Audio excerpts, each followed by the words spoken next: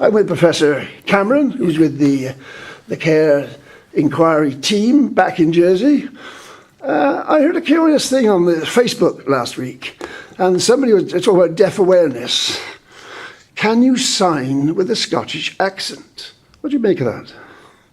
Well, that's an unusual one. I'm not an expert on sign language, but the important thing to understand is that sign language is a language of its own. It's not simply interpreting English or any other language. And there are wide variations, and there are certainly dialects in sign language. Well, this was the sort of area they were talking about writing about, because expressions in Scottish like I, there are certain things which are noticeably Scottish. Now, if you sign I instead of yes, you know that person's from Scotland, or you might have been living there. So I'm wondering, as a Scottish person, and you're a Scottish group, is there something different about children in Scotland to children in Jersey? I don't think there's something different about children as such. I think the way that services are set up are different across the different parts of the United Kingdom, and that in itself is a bit different from Jersey. Jersey has got its own laws and its own way of doing things. In Scotland, there is a big emphasis at the present time on reviewing care for children. The First Minister in Scotland has got a commitment to that, and there is a very major review going on as to how best to provide care for children in Scotland. Now, Scotland's got the power, rather like Jersey, to implement its own legislation separate from Westminster. You can do it. Children, you can do what you want. I mean, obviously, whatever done here has to go through Privy Council ultimately, but you've got that sort of degree of freedom. Yes, Scotland makes its own legislation in terms of children. It's a function of the Scottish Parliament. And this group have been very much looking at the Scottish model. In Jersey, we heard them today saying they go and look at the Scottish model. Did the Scottish powers look at other models when they were setting up? Do you know how they came about their model? Well, yes. I mean, I can give you a kind of long talk on how things were set up in Scotland. I think what would be important to say, and we're aware that people have gone from Jersey since the inquiry published its report to look at what was happening in Scotland, because there were interesting things happening in Scotland. I think what would be important to say is that you can't just lift the Scottish model and apply it to Jersey. Jersey needs to develop its own model of what it's going to do that fits with the culture of Jersey, that fits with the legislative framework of Jersey, rather than something you lift from elsewhere.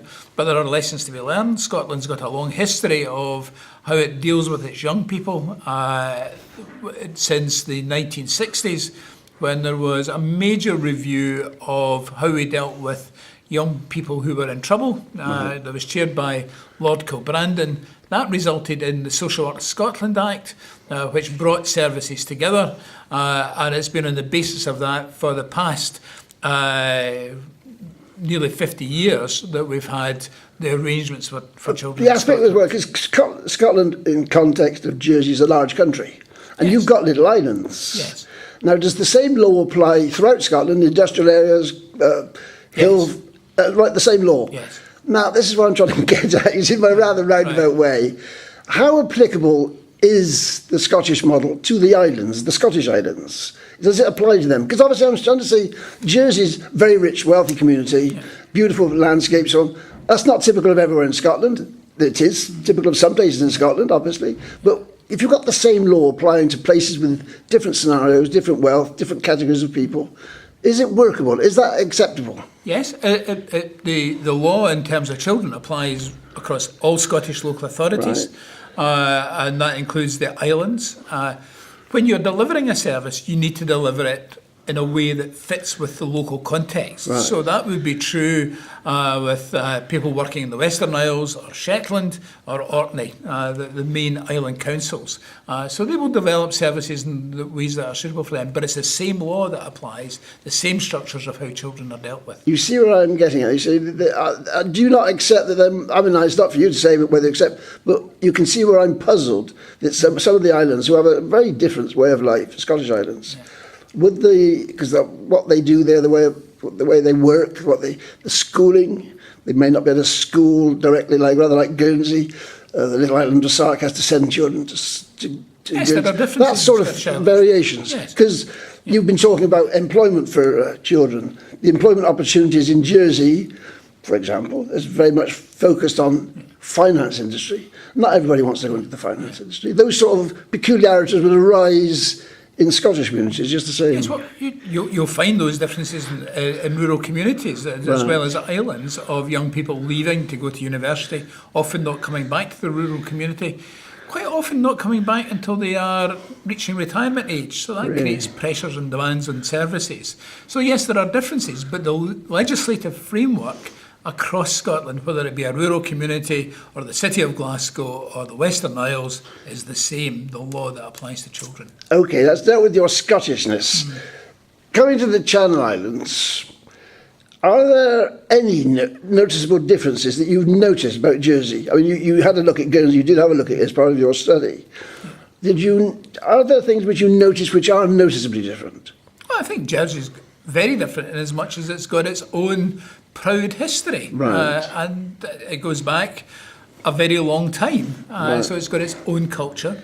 And that's a feature of it. And that's why when we were framing the recommendations in the inquiry report, we tried to make those in such a way that we were saying, broadly, here's what we think needs to happen. Right. How it's done, Jersey needs to decide in a way that fits for Jersey. Because last night I went to the electoral reform, first of it, St Clements, where they're trying and looking for substantial reform of the electoral system, which your report touched upon. And there's a big reluctance to change. Are you noticing, or you get the feeling there's a reluctance to change? Because obviously it goes right throughout the system.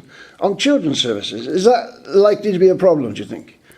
Well, I think in long-established communities with strong cultures, often there are those factions who don't want to change.